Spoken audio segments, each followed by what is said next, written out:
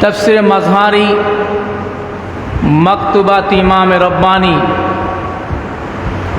शेख अहमद फारूक सिरहिंदी मुजद्दिद अल फसानी ওনারা বায়আতের অর্থ করেছেন হিয়াল মুআহাদাতু, চুক্তি করা। কি করা? বায়াত শব্দ যদি আরবি লোগাত অভিধানের দৃষ্টিকোণ থেকে আপনাদেরকে বলি, বায়াতটা মূলে ছিল বাইউন, বা ইয়া আইন। বাইউন অর্থ হচ্ছে বিক্রি করা। কি করা? এটার জিদ্দুল লফজে বা এটার বিপরীত শব্দ হলো আশিরাউ, ক্রয় করা। কি করা? বাইউন অর্থ হচ্ছে বিক্রি করা, আর শিরাউন অর্থ হচ্ছে ক্রয় করা।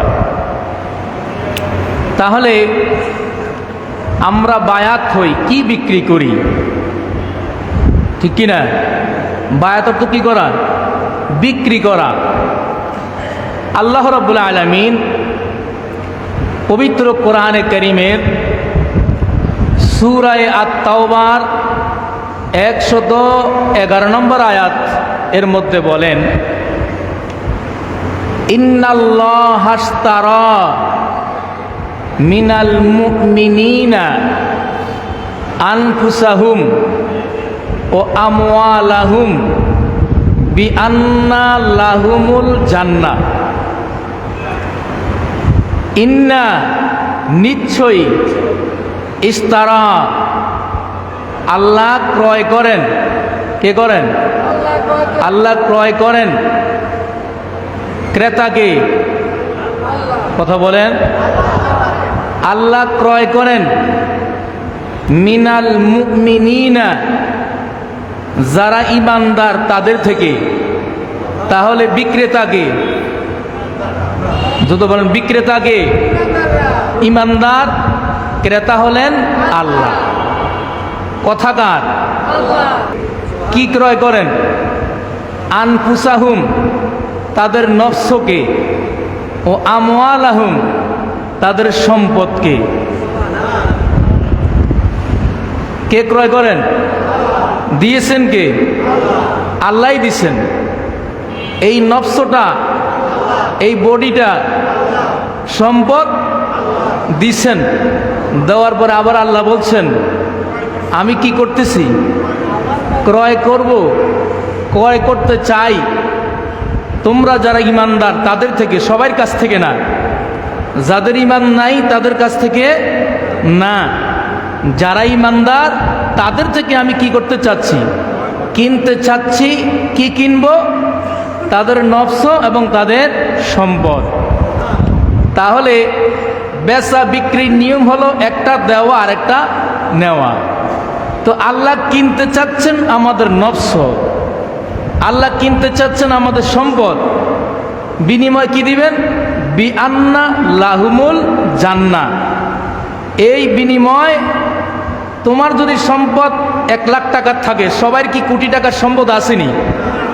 তোমার যদি সম্পদ 1 লাখ টাকা থাকে, তুমি একটা রিক্সাওয়ালা, তোমার কাছ থেকেও কিনবো। তুমি শিল্পপতি, তোমার কাছ থেকেও কিনবো। তুমি ইঞ্জিনিয়ার, তোমার কাছ থেকেও কিনবো। অর্থাৎ যার যে অবস্থানে যেই সম্পদ, যেই নফস, ওটা আমি কিনবো। বিনিময়ে আমি কি দিব? জান্নাত দিব। সুবহানাল্লাহ বলেন। এখন কিভাবে বিক্রি করব বলেন? আমরা কি আল্লাহকে দেখতেছি? আমাদের দেশে টিসিবির মাল বিক্রি করে। কি মাল? Trading corporation of Bangladesh. এই টিসিবির পণ্য বাজারে কি করে? বিক্রি করে। এই পণ্যগুলো বিক্রি করে কে? সরকার। কে বিক্রি করে? কথা বলেন। স্বল্প মূল্যে। কার কাছে? ভোক্তাদের কাছে, গ্রাহকের কাছে। এখন হাজীগঞ্জ বাজারে যখন টিসিবির পণ্য বিক্রি হয়, এই মালের মালিককে বিক্রি করছে হাজীগঞ্জ বাজার। এখানে কি সরকার আসছে? আসছে? আসছে সরকারের প্রতিনিধি, ঠিক কি না? সরকার ট্রেডিং কর্পোরেশন অফ বাংলাদেশ এই সংস্থাকে দায়িত্ব দিয়েছেন যে তোমরা এগুলা কি করবে, বাজারে। কিন্তু মূলত এগুলার বিক্রি করছে সরকার। বিক্রি করার পরে যেই টাকাটা পায় এটা আবার সরকারি কোষাগারে কি হয়, ওখান থেকে আবার তারা এগুলা ক্রয় করে আবার বিক্রি করে, ঠিক কি না? তাহলে টিসিবির মাল যে আমরা কিনছি কার কাছ থেকে? সরকারের কাছ থেকে। সরকারের কাছ থেকে সরাসরি নয়, তার প্রতিনিধির কাছ থেকে, ঠিক কি না?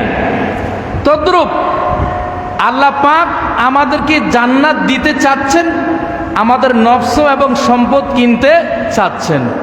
আমরা তো আল্লাহর ধারে কাছেও যাইতে পারছি না, তাহলে কার কাছে বিক্রি করব? আল্লাহর জমিনে যারা আল্লাহর প্রতিনিধি তাদের কাছে। কার কাছে? আল্লাহর জমিনে যারা আল্লাহর কি প্রতিনিধি তাদের কাছে। আর সেটা হলো বায়াত। সেটা কি? আর ওই প্রতিনিধি কারা? যারা হক্কানি পীর, যারা হক্কানি কি। আমি বায়াত হইলাম ইমামে রব্বানির দরবারে, বায়াত হইলাম শাহপুর দরবারে, বায়াত হইলাম মাইজবান্ডার দরবারে, বায়াত হইলাম সারসিনা দরবারে, বায়াত হইলাম মিরসরাই দরবারে, বায়াত হইলাম সোনাকান্দা দরবারে, বায়াত হইলাম আটটুসি দরবারে। তাহলে এটা কেমনে আল্লাহর কাছে বায়াত হইলাম? এটা আল্লাহই বলছেন। কে বলছেন? আল্লাহই বলছেন সূরা ফাতহা 10 নম্বর আয়াত। যখন হুদাইবিয়া নামক স্থানে 1400 সাহাবায়ে কেরাম ভাবলা গাছের নিচে রাসূলুল্লাহ সাল্লাল্লাহু আলাইহি ওয়াসাল্লামের হাতে বায়াত হয়েছেন। কার হাতে? রাসূল সাল্লাল্লাহু আলাইহি ওয়াসাল্লামের হাতে কি হয়েছেন? বায়াত হয়েছেন। আল্লাহ এটা সূরা ফাতহার মধ্যে উল্লেখ করেন, ইন্নাল্লাযীনা ইউবাইউনাকা ইন্নামা ইউবাইউনাল্লাহ। নিশ্চয়ই যারা, হে রাসূল, বায়াত হয়েছে আপনার হাতে। কার হাতে? তারা আপনার হাতে বায়াত হয়েছে। তারা শুধু আপনার হাতে বায়াত হয় নাই, তারা বায়াত হয়েছে আমার হাতে। তারা বায়াত হয়েছে আমার কাছে। কার কাছে? তারা চুক্তিবদ্ধ হয়েছে আপনার সাথে। তারা আপনার কাছে জান বিক্রি করার, জান দেওয়ার প্রতিশ্রুতি করেছে আপনার কাছে। এটা আপনার কাছে করে নাই, করেছে আমার কাছে। ইয়াদুল্লাহি ফাওকা আইদিহিম, তাদের হাতের উপরে রাসূলের হাত ছিল। আল্লাহ বলেন এটা আপনার হাত নয়, এটা ছিল আমি আল্লাহর হাত। তাইলে এখানে আমরা যেটা পেলাম, বায়াত হয়েছে রাসূলের কাছে, আল্লাহ বলেন আমার কাছে। তাদের হাতের উপরে ছিল রাসূলের হাত, আল্লাহ বলেন এটা ছিল আমার হাত। সুবহানাল্লাহ। তো যদি রাসূল সাল্লাল্লাহু আলাইহি ওয়াসাল্লামের কাছে বায়াত হলে আল্লাহর কাছে বায়াত হয়, যদি রাসূল সাল্লাল্লাহু আলাইহি ওয়াসাল্লাম সাহাবায়ে কেরামের উপরে হাত লাগলে এই হাত আল্লাহর হাত হয়ে যায়, তাইলে যারা ওয়ারাসাতুল আম্বিয়া, যারা জমিনের মুক্তি, ইসলাম এবং ঈমানকে প্রতিষ্ঠিত করার জন্য যারা মাঠে ময়দানে কাজ করছেন, হক্কানি পীর মাশায়েখ, হক্কানি উলামায়ে কেরাম, ওরা হলেন ওয়ারাসাতুল আম্বিয়া। নবী নাই, এরা নবীর প্রতিনিধি। সুবহানাল্লাহ। না, যদি ওই পীর রাসূলের আদর্শে আদর্শিত হন, তাহলে ওই পীরের হাতে বায়াত হওয়া মানে রাসূলের হাতে বায়াত হওয়া, রাসূলের হাতে বায়াত হওয়া মানে আল্লাহর হাতে বায়াত হওয়া। কথা বুঝে আসছে? তাইলে আমরা বিক্রি করলাম আমাদের জানমাল কার কাছে? আপন পীরের কাছে। কার কাছে? কথা বলছেন? আপন মুর্শিদের কাছে আমাদের জানমাল বিক্রি করে দিলাম। করার পরে এই বিক্রিটা হলো রাসূলের কাছে। রাসূলের কাছে বিক্রি হওয়া মানে কার কাছে বিক্রি হয়ে যাওয়া। তো আমাদের বিনিময়ে আমরা কি চাই? জান্নাত। কথা বলেন ঠিক কিনা? এখন আমরা যে বিক্রি করলাম পীরের কাছে, জানও বিক্রি করেছি, মালও বিক্রি করেছি, ঠিক না ব্যাডি? তাহলে এখন আমাদের দৈনন্দিন যত কার্যক্রম এগুলো চলবে কার পরামর্শে? পীরের পরামর্শে। যত বলেন কার? পীরের পরামর্শে চলবে। পীরে যদি বলে বাবা ফজর পড়ে এই অজিবাটা করতে হবে। পীরে যদি বলে মাগরিব পড়ে আওয়াবিন পড়ো অজিবা করতে হবে। পীরে যদি বলে তুমি হালাল পথে চলবা হালাল খাইবা করতে হবে। পীরে যদি বলে বেপর্দায় চলা যাবে না চলতে পারবেন না। পীরে যদি বলে হারাম খাওয়া যাবে না হারাম খাইতে পারবেন না। কথা বুঝে আসছে? কারণ পীর হইল রসুলের প্রতিনিধি, রসুল হইল আল্লাহর প্রতিনিধি। কথা কোন ঠিক কিনা? তো এখন আমরা পীর ধরি কিন্তু আমাদের জীবনের আমলের কোনো পরিবর্তন হয় না। তার কারণ কি? বায়াতের অর্থটাই আমরা বুঝি না। আপন পীর আমার বাসার পাশে মসজিদে আসছে, আমি ঘরে ঘুমাইতেছি, কোনো খবর নাই, তাইলে পীর মুরিদের সম্পর্ক কি হইল? আসলে কি আমি বায়াত হইছি? আমি কি বীর কি করেছি? করি নাই। আমার জান্নাতেরও আর আশা করা যায় না। এখন আসেন, যদি আপনি পীরের কাছে বায়াত হওয়ার পরে পীরের নির্দেশ মতো না চলেন তাহলে কি হবে? আল্লাহ পাক বলছেন, ওয়ামান আওফা বিমা আহাদা আলাইহিল্লাহ ফাসায়ুতিহি আজরান আযীমা। যেই ব্যক্তি পীরের সাথে যে অঙ্গীকার করেছে এই অঙ্গীকারটা পরিপূর্ণ করবে, অঙ্গীকারটা পালন করবে, তাহলে আমি অচিরেই তাকে আজরে আজিম জান্নাত দিব। সুবহানাল্লাহ কন্যা কথাকার। আবার আল্লাহ বলছেন, হ্যাঁ, ফামান নাকাসা ফাইন্নামা ইয়ানকুসু আলা নাফসিহি। আর যে ব্যক্তি পীরের সাথে করা অঙ্গীকার ভঙ্গ করেছে সে তার নিজের ক্ষতি করেছে। কথাকার। তাইলে বায়াত হইলেন কিন্তু পীরের নির্দেশ পালন করলেন না, এটা কি ক্ষতি হইল না লাভ হইল? আপনি মালুম করছেন না, কারণ আপনি দুনিয়াদার, এই কারণে আপনার বুঝে আসতেছে না। যদি আপনি আখেরাত মুখী হইতেন তাইলে বুঝতেন যে আপনার জীবনে কি ক্ষতি হইতেছে।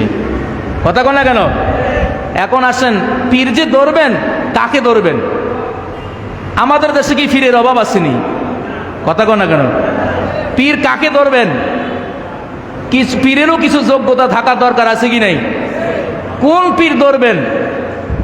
আমাদের দেশে অনেক পীর আছে, মনে করেন বাবা পীর ছিলেন, এখন সন্তান কি পীর, অথবা দরবারের খেদমত করতেন, এখন পীর খুশি হয়ে আপনাকে খেলাপত দিয়েছেন।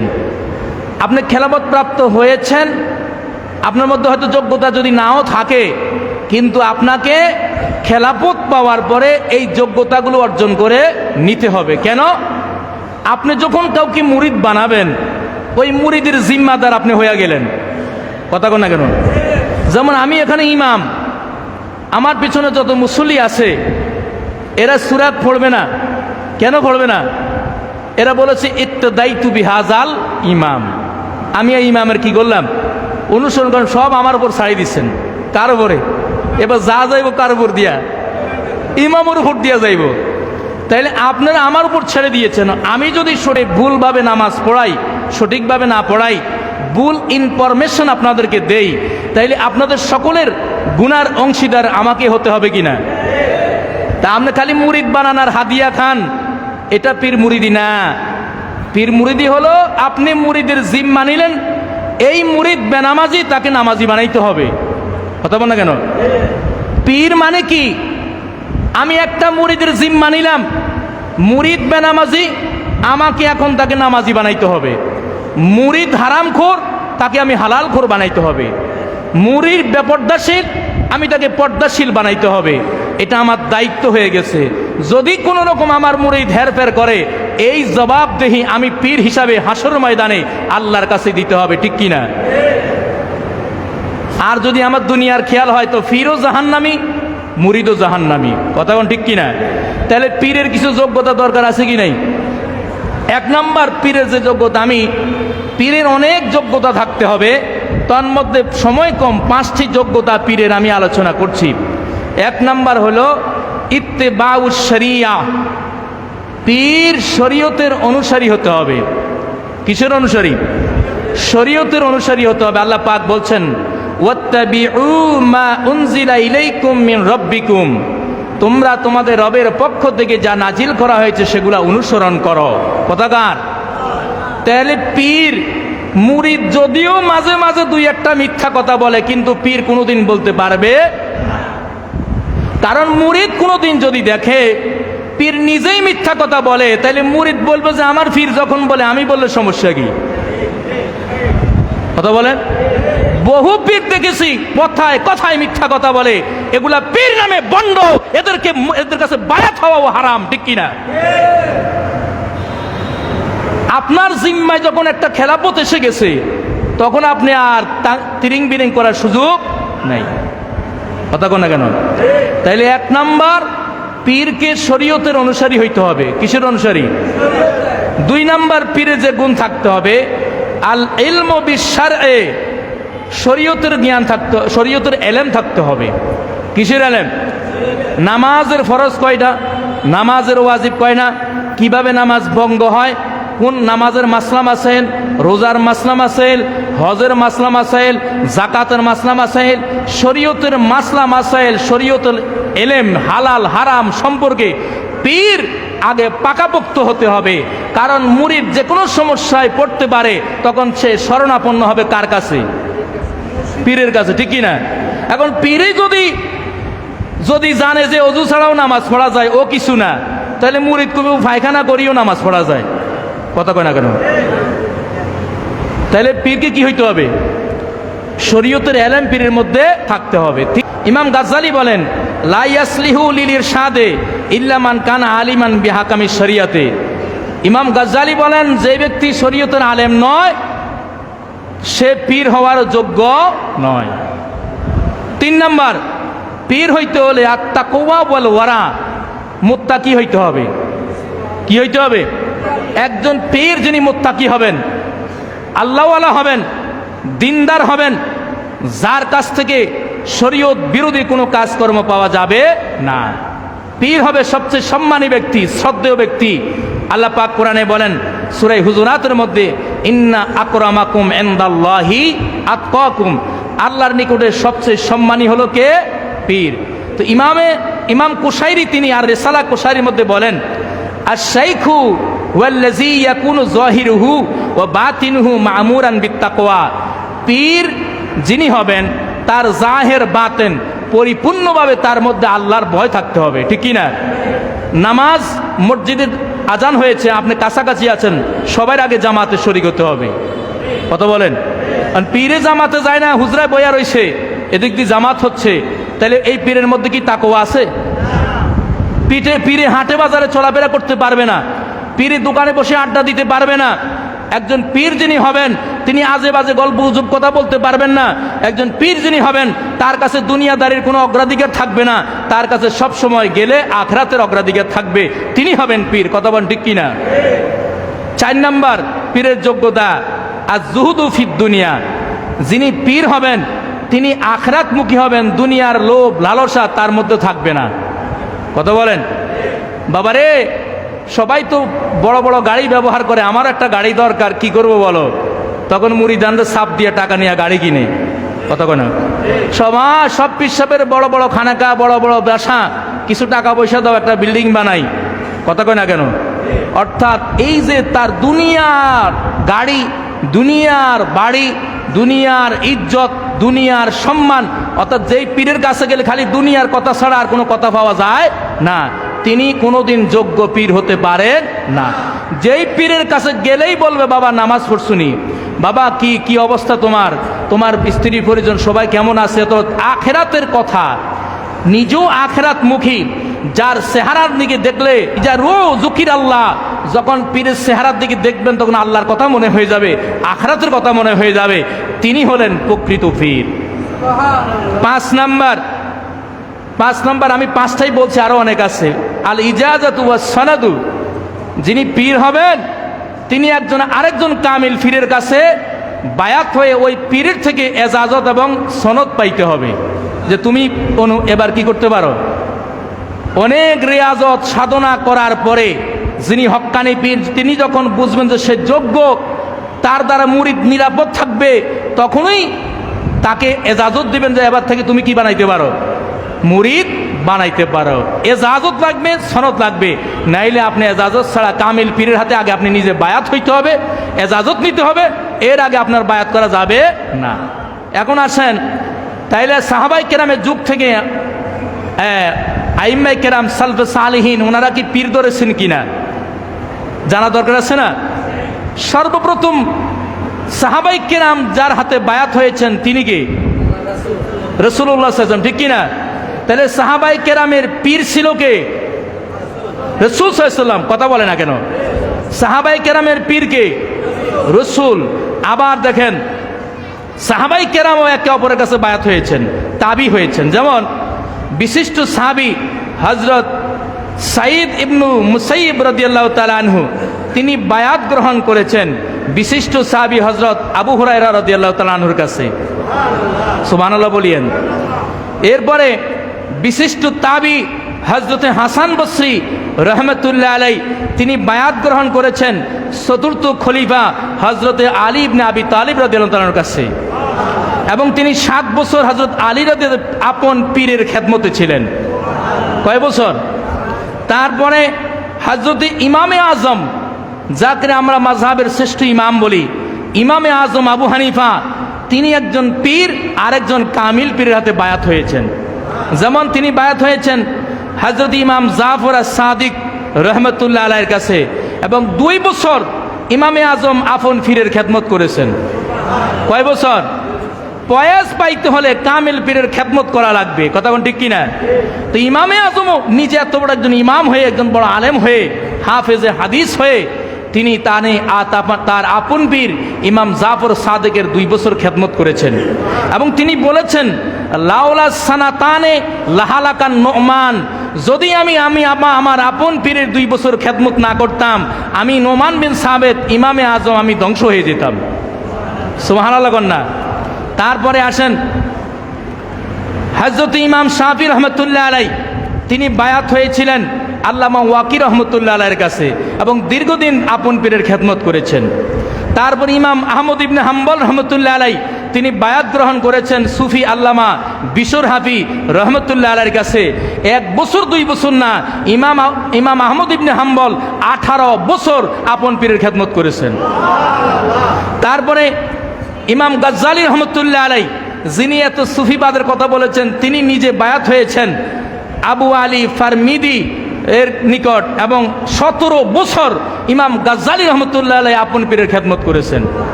তারপরে গৌস পাক আব্দুল কাদের জিলানী, যিনি পীরানে পীর অলিকিল শিরোমণি, তিনিও একজন মুর্শিদের হাতে বায়াত হয়েছিলেন। তার আপন মুর্শিদের নাম হলো আল্লামা আবু সাইদ মুবারক আল মাখজুমি রহমতুল্লাহ আলাই। 1 বছর 2 বছর না, গৌস পাক আব্দুল কাদের জিলানী 18 বছর আপন পীরের খেদমত করেছেন। কয় বছর? তারপরে খাজা মহিউদ্দিন চিশতি সঞ্জিরি রহমতুল্লাহ আলাই, হিন্দুস্তানে যিনি কোটি হিন্দু মুসলমান বানিয়েছেন, খাজা গরিবি নওয়াজ, তিনি একজন পীরের হাতে বায়াত হয়েছিলেন। তার পীরের নাম হলো আল্লামা খাজা ওসমান হারুনি রহমতুল্লাহ আলাই। এবং খাজা গরিবি নওয়াজ 1 বছর 2 বছর না, 20 বছর আপন পীরের খেদমত করেছেন।